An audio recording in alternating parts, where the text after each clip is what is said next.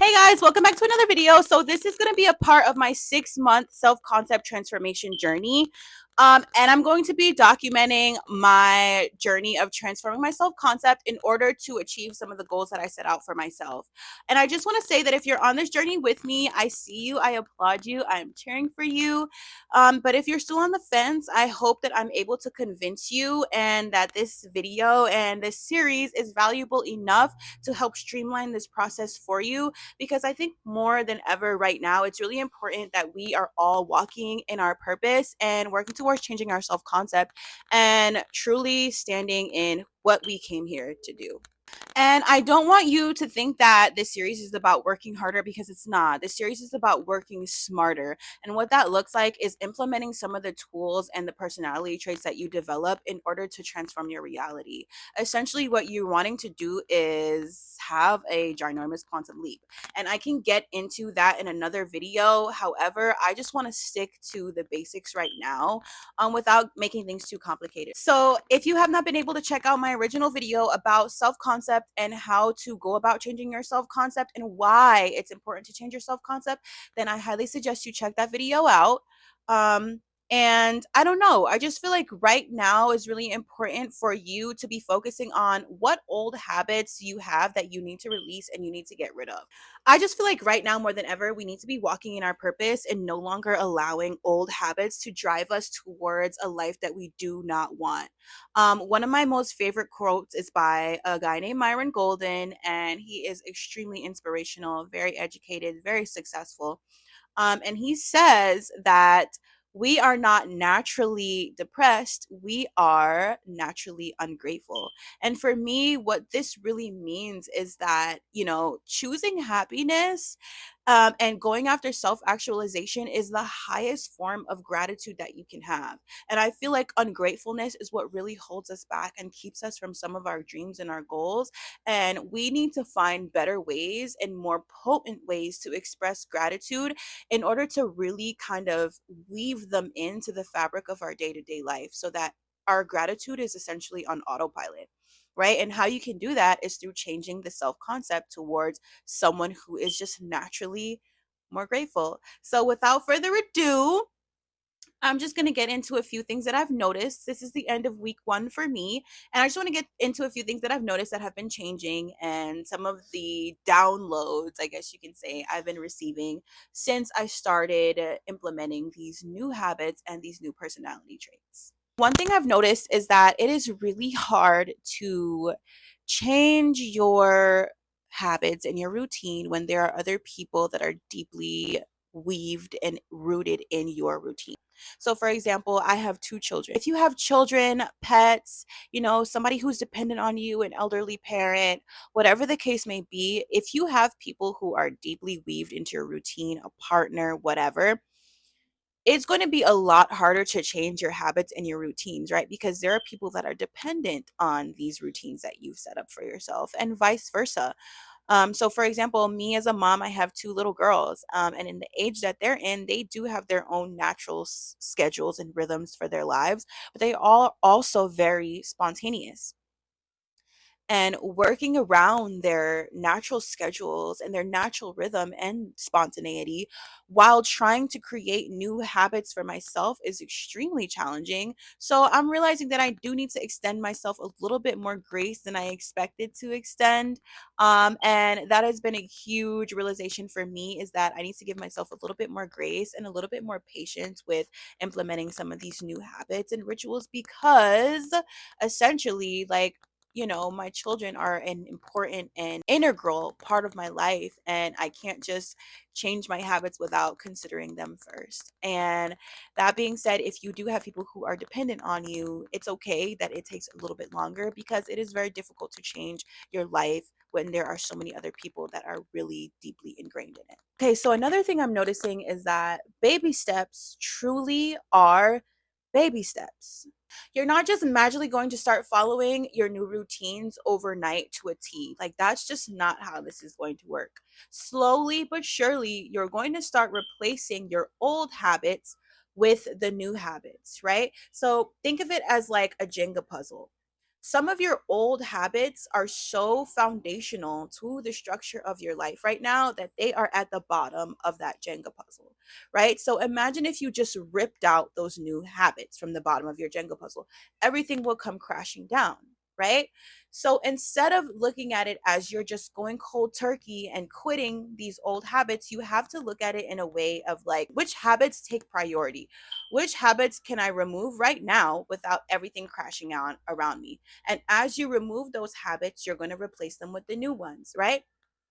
So it's going to take slow taps to remove those bottoms from to remove those habits from the bottom, right? If you're playing a game of Jenga, you're not just going to rip them out, right? You would slowly tap it, tap it out of place until you can safely pull it out. So for example, one of the habits that I set for my new self is to wake up at 6 a.m. every morning, right? And there's been days where I wake up at 6 a.m. It's not something that's so outrageous for me, but I want to be someone who consistently does this every single day. So, how I'm going to go about doing this, tapping out that Jenga block, is I started out by just making sure that I'm at least up before 7 a.m., right? Next, I'm going to at least be up by 6:45, right? Once I'm consistently waking up at 6:45 for a few days, I'm then going to start waking up at 6:15 for a couple of days, right? Once I'm consistently waking up at 6:15 for a couple of days, I will shoot for that 6 a.m. daily. And I think that it's so important to realize that the baby steps truly are baby steps, Jenga taps, or whatever you want to call it. So, most people know that it takes 21 days to create a new habit, right? However, it takes 21 days of being locked in, consistently doing it every single day, right? And if the personality that you have right now isn't even consistent enough to do something for 3 days or even 2 days, what makes you think that you're going to be consistently locked into something for 21 days? You have to be ready to lock in for those 21 days, right? So, what you need to be doing is creating the mental fortitude in order to lock in for that miraculous, life changing 21-day stretch. So, think of this as a preface to a quantum leap. You have to prepare for it. You're not ready right now for it because if you were, then your life would already look like how you want it to look, right? So, think of it as little tiny baby steps that are gearing you up for that short spurt of forming these new habits that's going to be the beginning of the rest of your new life. All right. Recording this video has been so challenging for me. This is my third time recording this video because my mic keeps shutting off in the middle of my video. Okay, so another thing that I'm noticing is that I'm not going to be following the things that I'm writing down exactly as they are written down. So, for example, like I wrote down as one of my new habits that I wanted to journal first thing in the morning and first thing in the night when I go to bed, right? However, I'm realizing that I actually journal more than that. And I journal throughout the day, right? Not just in my physical journals, but sometimes I'll jot things down in my notes on my phone. And I'm now realizing that that is considered journaling, right? It doesn't always have to be in that dear diary, this is what I did today kind of form, you know? Sometimes it can just be a stream of thoughts that you received and a creative idea, right? So, for example, last night I was laying down in my bed and I, for about 15 minutes, was writing out like ideas that I wanted for videos, things that I was noticing throughout the week that I wanted to talk to you about. And then I ended up drafting pretty much a script for this video that I'm talking to you guys right now on. And I consider that as successful journaling.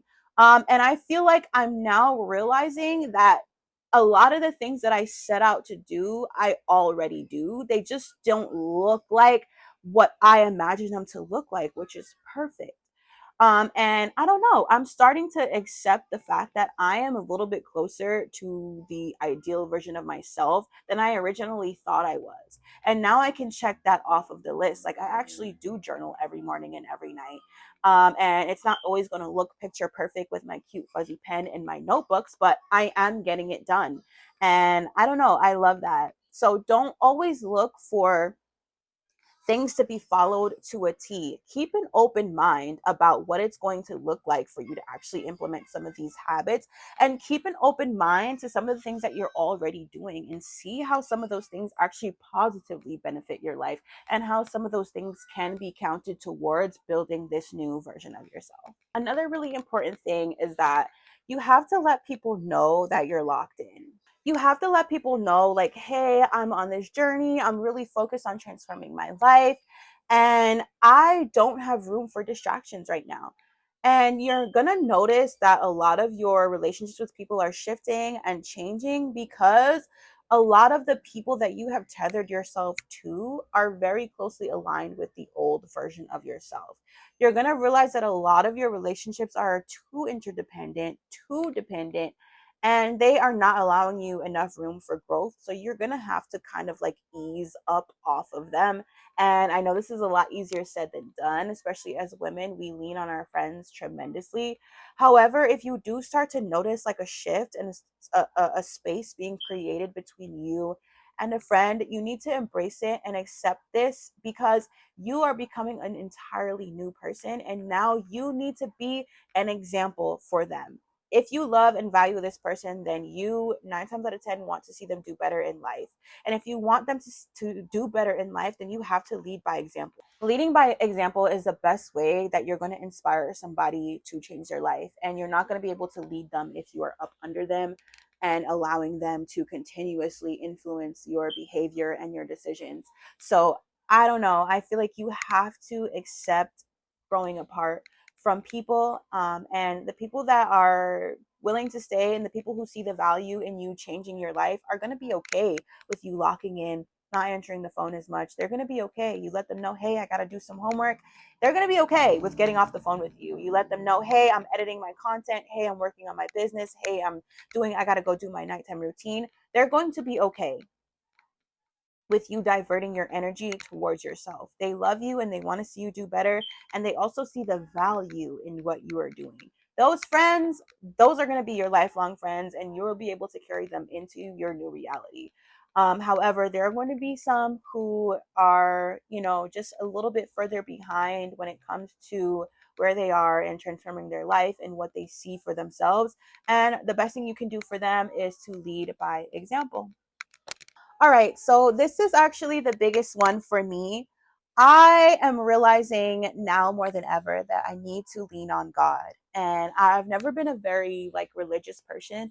However, I am very spiritual and I do value my connection and my relationship with God.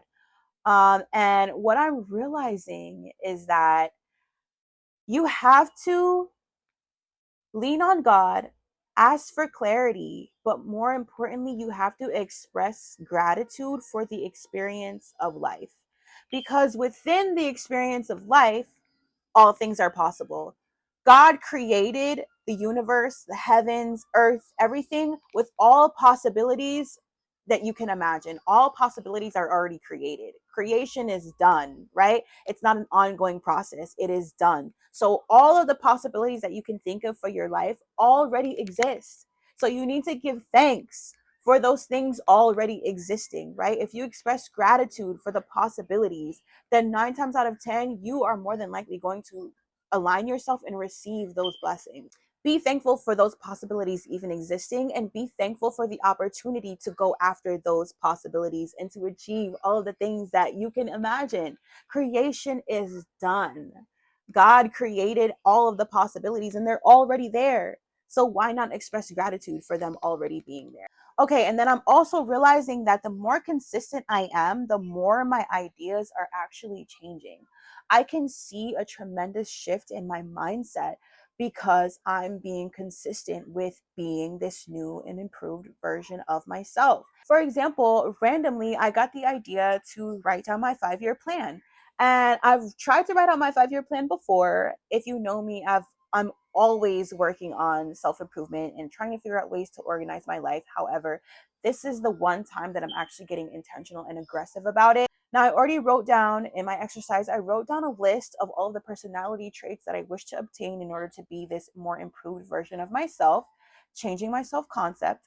And today I decided to write out my 5-year plan. right? What do I want for myself in those 5 years? Financially, career wise, relationship wise, what do I see myself achieving in the next 5 years, right? My mind is blown because out of all of the times that I tried to write out my 5 year plan, it never came to me clear with any kind of clarity or efficiency. It was always chaotic. I never knew what to write down. It wasn't all tying into each other. None of it was making sense. It didn't really it looked like a process or things that I could actually obtain, right? Let me show you guys. This is my 5 year plan. This is literally it. And I'm just in awe at the fact that I was able to clearly conceptualize what I see for my life in the next 5 years. And I know that sounds like, oh, well, I know what I want in the next 5 years. And I know it sounds easy, right? Try it. Write down exactly what your goals are for the next 5 years. And I'm not talking about unrealistic goals, things that you don't know how you're going to obtain or how you know you're going to get them. I'm talking about real goals that you know exactly how you're going to go after them and when you are going to successfully achieve them. I was able to write that down within a couple of lines, within a couple of minutes after years of not being clear about my goals and what I wanted. I've always known that I wanted to be an entrepreneur. I wanted to have a successful business. I wanted to be influential. I wanted to be a creator. I wanted to teach online. And I've never been clear about how I was exactly going to do that or how I was going to get to that point. But I can tell you that right now, since I've changed my self concept to someone that who that is possible for, it was so easy. It was so easy for me to write that down. It has been so easy to conceptualize and to visualize and write down my immediate goals and what I see for myself and how I see myself making that possible. Mind you, I haven't been asking about the hows at all. I haven't been asking God, like, how is this going to happen for me? How am I going to make this happen?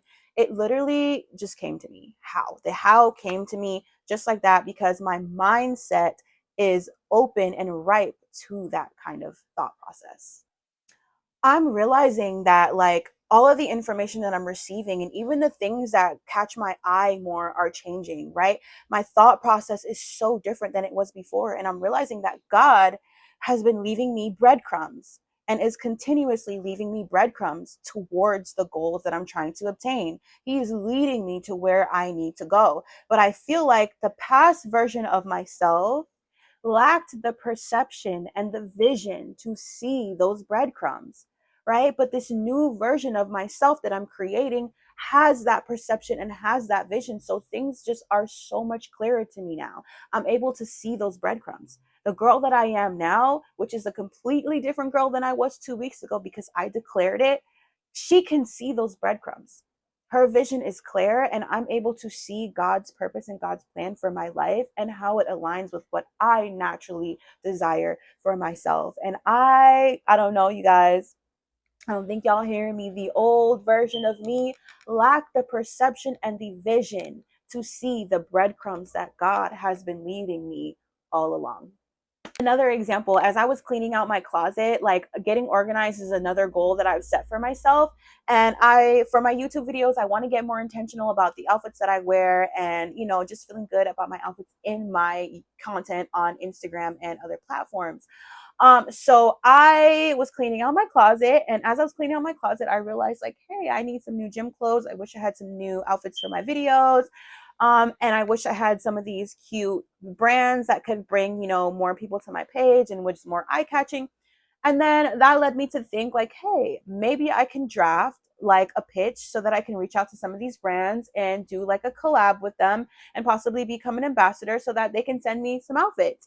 And right then and there, I realized as that was happening in real time that the old past version of myself would have never thought like that. The old version of myself would have been like, oh my God, I don't have any clothes. Why don't I have any cute clothes? Oh my gosh, I don't have any money. I would have started spiraling and focusing on the lack. And I would have used destructive thinking to spiral into a snowball of negativity and unhappiness versus this new version of myself went the opposite direction, right? I used my creative energy in order to solve a problem. And not only was I able to solve a problem of getting new gym clothes, but I solved it in a way that aligns with the goals that I've set for myself, right?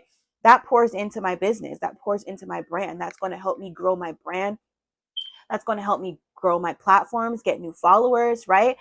I am now thinking creatively, and my energy has so heightened that these ideas are coming to me like a faucet that was turned on. And I know that it's simply because I'm shifting my self concept. The person that I was before would not have been open to receiving that kind of idea. I would have just snowballed to the left, and I would have been so mad that I didn't have clothes and I don't have money for clothes, and I would have just gotten so sad. But this new version of myself is thinking creatively and solving my issues while also aligning me with my goals. Another thing that I wanted to talk about is how your relationships are going to change and the conversations that you have, how they're going to change. So I no longer entertain conversations that speak on other people's achievements negatively.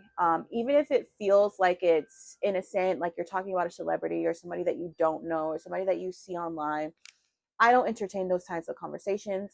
I don't entertain conversations that speak negatively about money or people who have a lot of money. You know, the whole money is the root of all evil kinds of conversations. I do not entertain those kind of conversations whatsoever. I don't entertain any kind of conversations that are rooted in victimization and self-victimization. I don't entertain any kind of conversations that are like, woe is me, feeling like the system is rigged against you, or feeling just like, you know, why them and not me. I don't entertain those kind of conversations anymore. And I feel like the old version of myself would kind of like leave space for them because I felt like people needed room to vent and people needed to express themselves, and I didn't mind being that shoulder for people. But now I'm realizing that I'm doing them more harm than good because there's so much power in the tongue. And whenever you speak negatively over abundance, whether it's somebody else's abundance or your own, you are sending out, you know, signal to God and signal to this universe that He created not to give you any abundance because you don't think it's a good thing. You think abundance and wealth and money and materials are a negative aspect of reality. So if you think that all that stuff is negative because you're constantly talking about other people who have it in a negative light, why would you ever expect for any of that to come to you? Realistically speaking, you know, so I just don't entertain those conversations anymore. And that's one of the things that I think that I am trying to do cold turkey, because I know that that is one of the most insidious ways that you can sidetrack your life to go down the wrong path. Speaking negatively on other people, I just don't do that anymore, especially when it's about their abundance or their wealth or their lack thereof or them achieving something in any light. I just don't. If I don't have anything positive to say, I don't say anything at all. So, last but not least, I wanted to talk about something specific that I put on my lists of things that I want for myself. So, I also put this in my 5-year plan as well. And I want to get married. Oh my gosh, I can't even believe I'm saying this online and saying this on camera to you guys. Like, I've never really said it out loud before, but finally saying this out loud on camera is huge for me. And I'm realizing that despite having a tremendous amount of grief and still healing through that process, being open to union and relationship and building that kind of family again is something that I want to be transparent about. Because I know that there's probably another woman that's going through something similar, and she can find inspiration and strength in me sharing my journey. So I just want to be a little bit open about that. And I don't like people in my business, so I don't really like to disclose too much information on like my dating life, my kids, or anything that's particularly intimate. But I do want to say that with throughout this journey, I've been meditating a lot on like what it would look like for me to be married. What kind of person would I be married to, right? So with that being said, I want to get married, but who do I want to get married to? And one of the things that has been jumping out to me as I've been meditating on this is who am I attracted to? What type of man do I really see myself being with? And I'm realizing that I am mostly attracted to men that I want to be. Right? So what does this mean? Do I want to be a man? No, I don't want to be a man. I love being a woman. Okay? I love being a woman. Being a woman is so tea. However, I have to be inspired by a man. I have to be so deeply inspired that I wouldn't mind being him. And what I mean by that is when you're with somebody over long periods of time, whether you like it or not, aspects of their personality is going to rub off on you. Whether you want it to happen that way or not, you literally are going to become them in certain aspects. And I like to know that if eventually I start like being your mini me or start acting like you, that I am acting like a top tier person, you know. And I know for a fact that like even though I don't know, I am very kind of like bossy in my own right. I definitely do like, I enjoy being submissive, and I enjoy taking on a more like feminine role in relationships because I don't know, I'm just a girl, and my dad raised me to be a princess, and I love being a princess, and I know for a fact that I have to be with somebody who is charismatic and has a lot to teach. I have to be in a continuous learning role in order for me to be submissive to you. And that's just the way that I'm set up. If you cannot teach me anything, then we're going to clash because we're not going to be on the same page. So I know for a fact that the type of men that I'm attracted to is somebody that I would like to be, somebody who is highly intelligent, somebody who is extremely charismatic, and somebody who has a lot to teach. You have to be able to teach me continuously, forever. I'm going to be asking you questions 24/7, and I need answers all the time. Why is the sky blue? If you don't have the answer to that, like, no, I'm just joking. But yeah, I know for a fact that this is high on my list of priorities now, right? And the old me, like, I didn't really know exactly what I was looking for. I just kind of knew, like, oh, I was attracted to this person, but not that person. And I never really understood deeply at its core what it is that I'm attracted to. And I now know that the first thing I'm looking for is somebody that I wouldn't mind being. Would I mind being like you? Because eventually over time I am going to be like you. And do I trust that throughout that journey I will be becoming a better person? Will I be taking on traits that are valuable? Will I be somebody that nurtures and pours into the people around them? And I know a lot of women, like, naturally they want somebody who is a provider, right? And of course I want that too. All women want that, I think. But why do I want that, right? Because I'm inspired by people who are able to provide. I'm tremendously inspired by that because I want to be able to do that for people too, the less fortunate, my parents, eventually, my children. I want to be able to know how to provide continuously and reliably in that way. And I am inspired by a man who is able to do that. And that's something that I want to learn. And that is a trait that I want to be able to possess because eventually if they are unable to do that, I want to know how to do that as well. And I want to be able to pour that kind of love into the people that are around me as well. So anyway, if you like this video, go ahead and comment and subscribe down below. Don't forget to share, like, and all of that good stuff. I really appreciate you guys. If you're on this journey with me, go ahead and comment down below some of the changes that you are noticing in real time. If you are not yet sold on the importance and value of changing your self-concept, then just stay tuned. I hope that I can offer you some insight and I can change your mind along the way because I know for a fact that this works. And I feel like there's nothing that can really happen except good things, right? You can only get better from trying to be better. Once you decide that you want to be better, that is the first step. So hopefully along the way, you make that decision for yourself. But other than that, I gotta go. I hope you enjoyed this video. I love you guys so much. Bye.